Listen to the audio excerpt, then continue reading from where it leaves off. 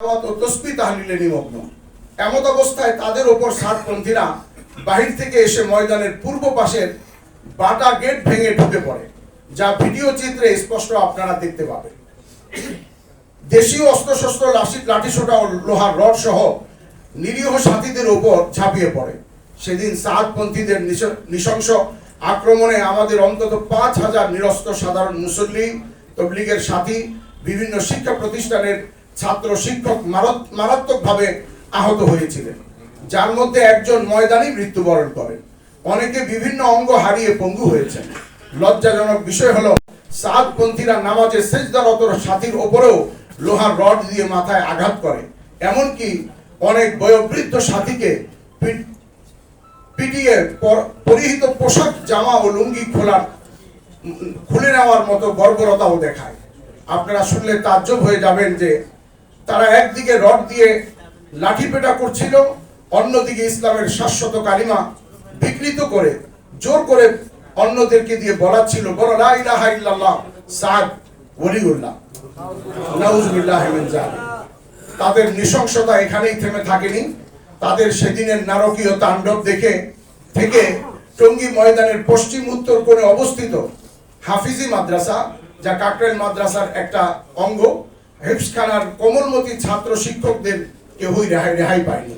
ছোট বাচ্চাদের বাঁচার আকুতিকে উপেক্ষা করে সাঁতার না জানা হেফজখানার ছোট্ট ছোট্ট বাচ্চাদেরকে তুরাগ নদীতে ছুঁড়ে ফেলছিল। তারা মাদ্রাসা, বিদেশি মেহমানদের অবস্থানের টেন্ট ভাঙচুর করে। সাতপন্থীরা ইজতেমার কাজে ব্যবহৃত প্রায় 50টি গাড়ি ভাঙচুর ও অগ্নিসংযোগ করে, নির্বিচারে ধ্বংস করে ইজতেমার কাজে ব্যবহৃত কোটি টাকার ইজতেমাই সামানপত্র। দুঃখজনকভাবে সে সময় ফ্যাসিবাদী আওয়ামী সরকার ও তার সহযোগিতায় পুলিশ নিষ্ক্রিয় ভূমিকা পালন করে। পুলিশ বাহিনী সেদিন শুধু দর্শকের ভূমিকাই পালন করেনি, তারা সাতপন্থীদেরকে ইজতেমার ময়দানে তাদের প্রবেশ করতেও সহযোগিতা করে। আক্রমণের আগ মুহূর্তে আমরা যখন স্থানীয় প্রশাসনের সাথে যোগাযোগ করি, তখন জবাবে তারা বলছিল, আপনারা ভেতরে থাকুন, আমরা বাইরেটা দেখছি, বাহির থেকে কেউ ভিতরে প্রবেশ করতে পারবে না। আজকের বৈষম্য বিরোধী প্রশাসনের কাছে আমাদের দাবি হলো, সারা দেশ থেকে কিভাবে হাজার হাজার সাতপন্থী সন্ত্রাসী ঢাকায় জড়ো হলো এবং কিভাবে টঙ্গীতে একত্র হলো, তা আপনারা তদন্ত করে খতিয়ে দেখুন, প্রকৃত সত্য জাতির সামনে পেশ করুন এবং অপরাধীদের আইনের আওতায় এনে তাদের শাস্তি নিশ্চিত করুন।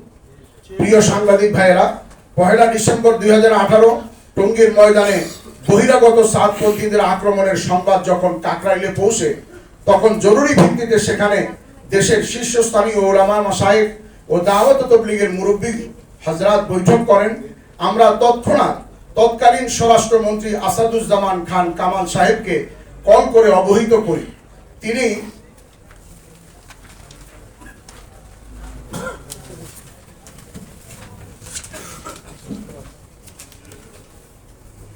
আমাদের দেয়া তথ্য নাকচ করে তিনি বলেন যে ময়দান শান্ত আছে, সেখানে কোনো আক্রমণের ঘটনা ঘটেনি, অথচ ততক্ষণে আমাদের হাজার হাজার সাথী হতাহত হয়েছে।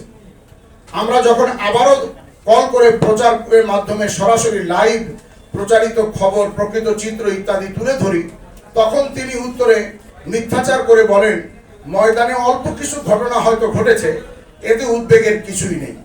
যার মাধ্যমে স্পষ্ট বোঝা যায় যে আওয়ামী প্রশাসন নিজেরাই সেদিন সাতপন্থীদেরকে আক্রমণের সুযোগ করে দিয়েছিল। ময়দানে হামলার বিষয়টি গাজীপুর সিটি কর্পোরেশনের তৎকালীন মেয়র জাহাঙ্গীর সাহেবকে অবহিত করা হলে তিনি স্বীকার করেন যে তিনি সাতপন্থীদেরকে 1 ডিসেম্বর ময়দানে প্রবেশ করার ব্যাপারে সহযোগিতা করেছিলেন, যা ছিল তার সম্পূর্ণ বেআইনি হস্তক্ষেপ। পরদিন 2 ডিসেম্বর রোববার শীর্ষ ওলামা মাশায়েখ ও কাকরাইল মসজিদের শুরার মুরব্বী হযরতদের সংবাদ সম্মেলন করে টঙ্গীর ন্যাক্কারজনক হামলার জড়িতদের দৃষ্টান্তমূলক বিচারের দাবি জানানো হয়।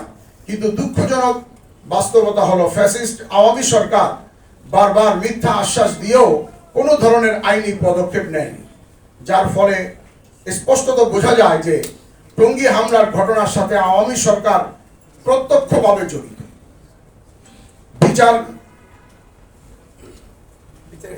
বিচারহীনতার এই আওয়ামী সংস্কৃতি সাতপন্থীদেরকে পরবর্তী সময় দেশের বিভিন্ন স্থানে আরো বেশি সন্ত্রাসী অপতৎপরতা চালানোর সাহস জুগিয়েছে।